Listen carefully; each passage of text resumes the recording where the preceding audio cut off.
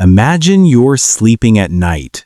The room is dark, the kind of dark that feels soft, almost heavy. Your breathing is slow. Your body has completely surrendered to the night. You don't hear anything. You don't sense anything.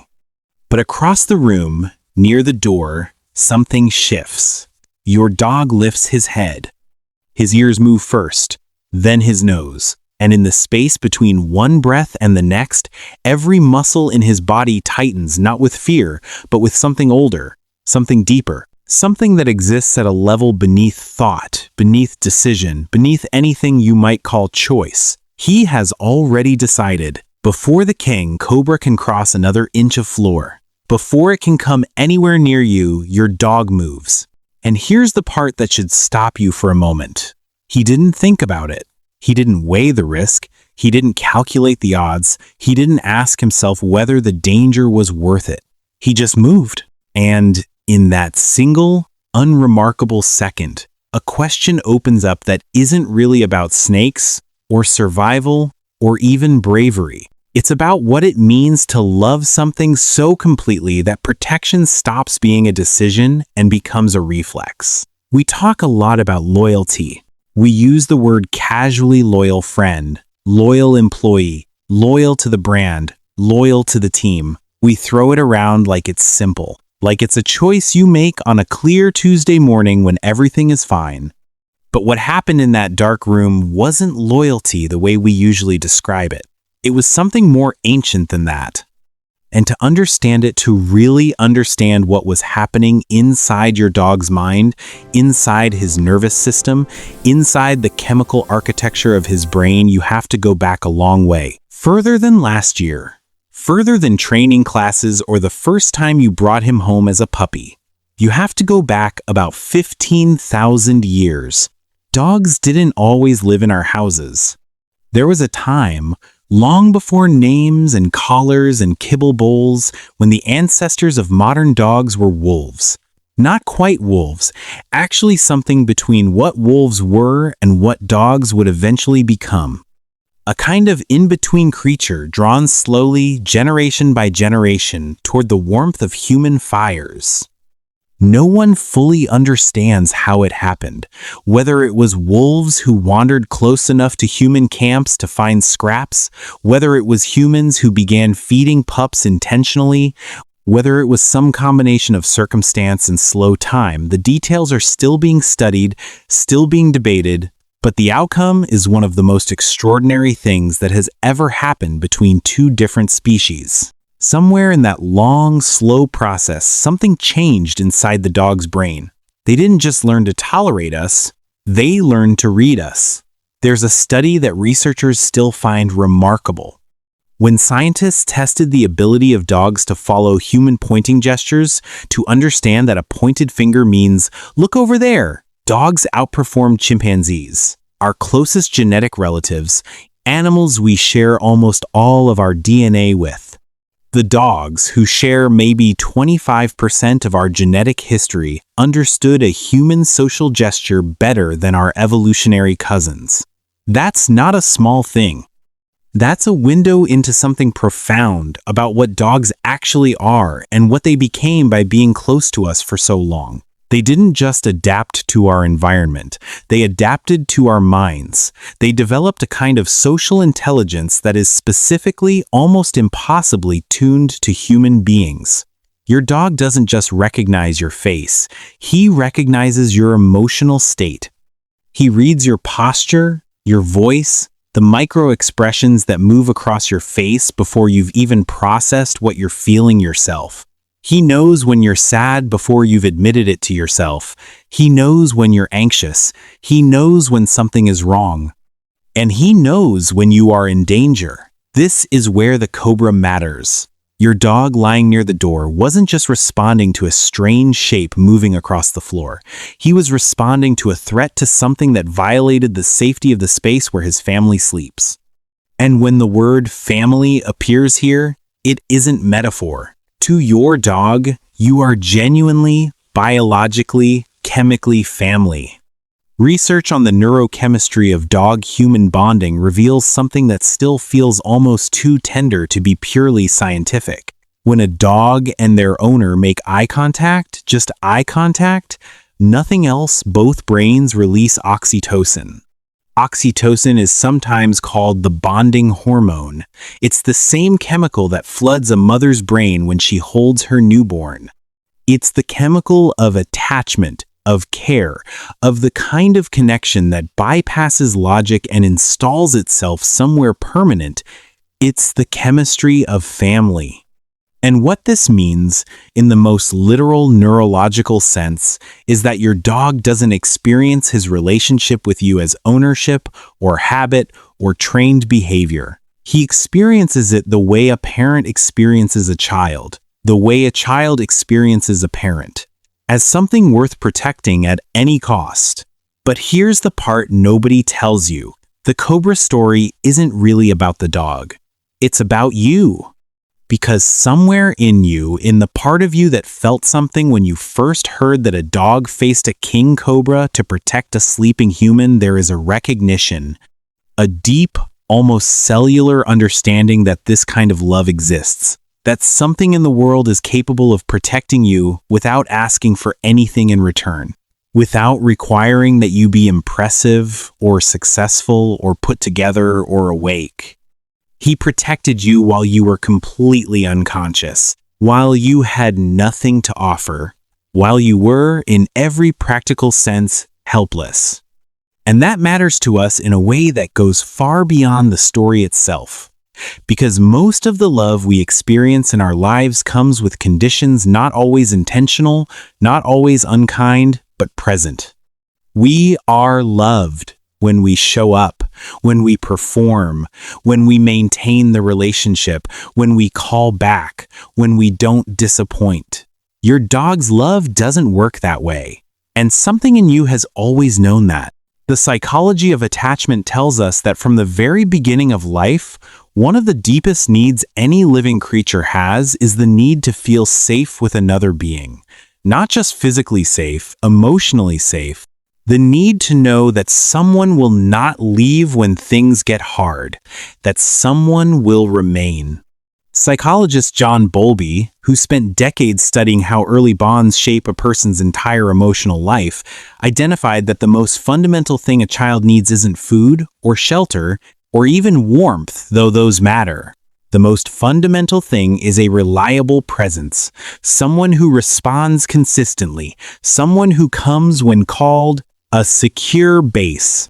And what's remarkable, genuinely remarkable, is that for many people, their dog provides what so many human relationships couldn't quite manage.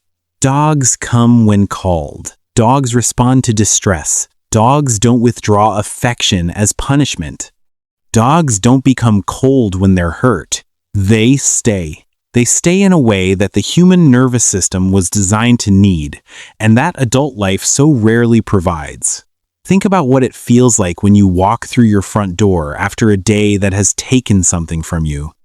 Maybe the day was hard in a way you can't fully articulate. Maybe something small accumulated into something heavy. Maybe you just need to exist for a moment without being anyone in particular.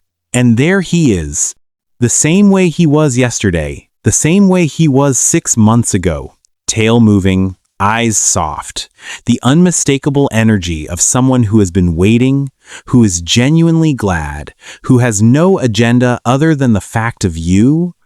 Psychologists who study human-animal interaction have noted something interesting about this moment.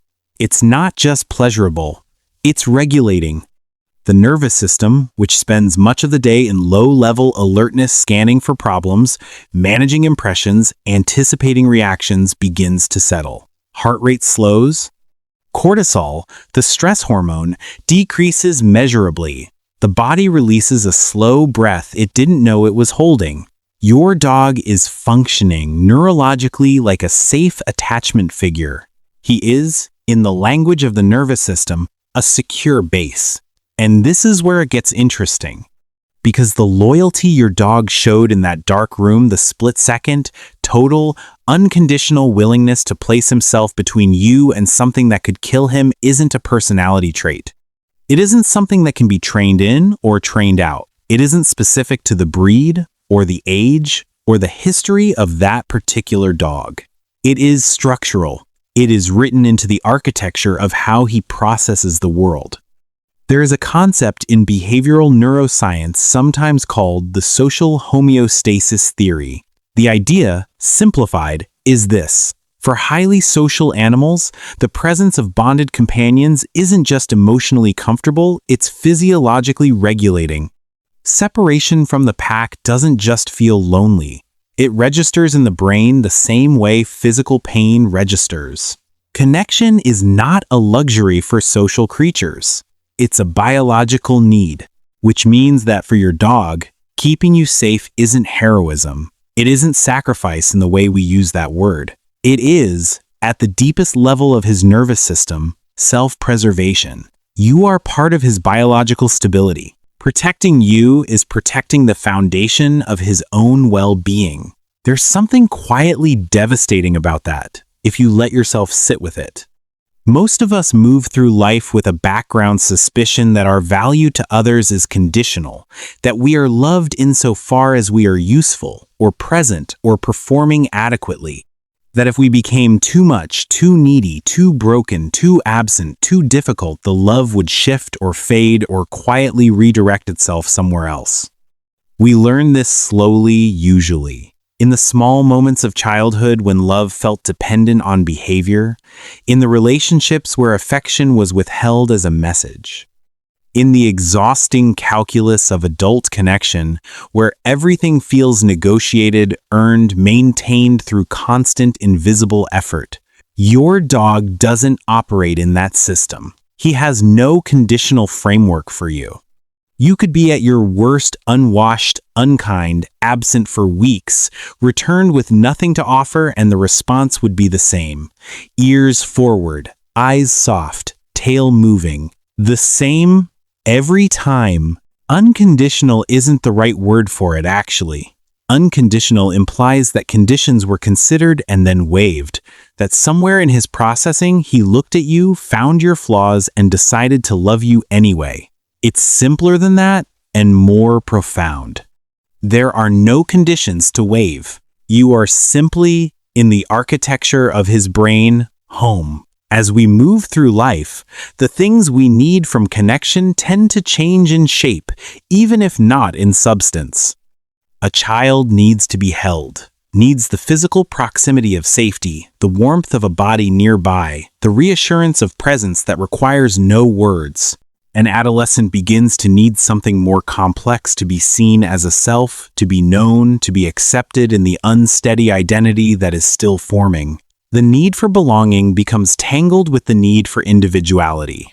An adult needs something that is somehow both and neither, the intimacy of being fully known alongside the freedom of being fully separate, the safety of connection without the threat of merger.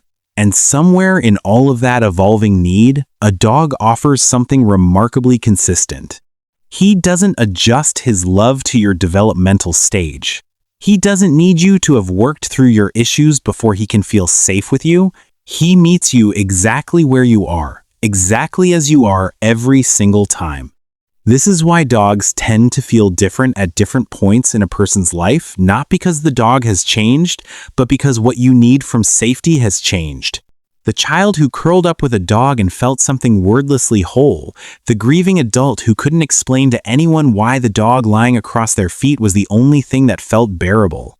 The elderly person whose family has grown distant and whose world has grown small, for whom the dog is the last remaining daily witness to their existence. The dog is the same creature throughout, but what he provides meets the shape of each longing with quiet precision. There's a reason we use animals in hospitals, in therapy rooms, in care homes for the elderly, in schools with children who can't sit still. It isn't sentiment. It isn't decoration. It's neuroscience. The presence of an animal, specifically of a bonded animal, activates what researchers call the calm and connect response. The parasympathetic nervous system, which governs rest and restoration, begins to engage. The body slows its emergency protocols. The threat monitoring center of the brain turns its attention down. You become, in the most literal physiological sense, safer in your own skin. This is why the dog lying across your feet isn't just company. He is regulation. He is the biological equivalent of a weighted blanket across a nervous system that has been working too hard for too long, the kind of steadiness that the mind reaches toward in its quietest, most honest moments. An anchor, not dramatic, not loud, just there, just reliably, quietly, completely there. And maybe this is what the cobra story is really about in the end. Not just the physical act of a dog throwing himself between you and a snake, but the more ordinary, more invisible version of that same act that happens every single day, every morning when he appears at the side of the bed before the alarm goes off, every evening when he finds your lap without being invited, every middle of the night hour when the world is dark and something in you is restless and the warm weight of him beside you slows something down, calms something that doesn't have a name, restores something that you didn't realize you'd been slowly losing across the long daylight hours. He is, in all of those moments, placing himself between you and whatever threatens you. Sometimes the threat is a cobra. Sometimes the threat is loneliness.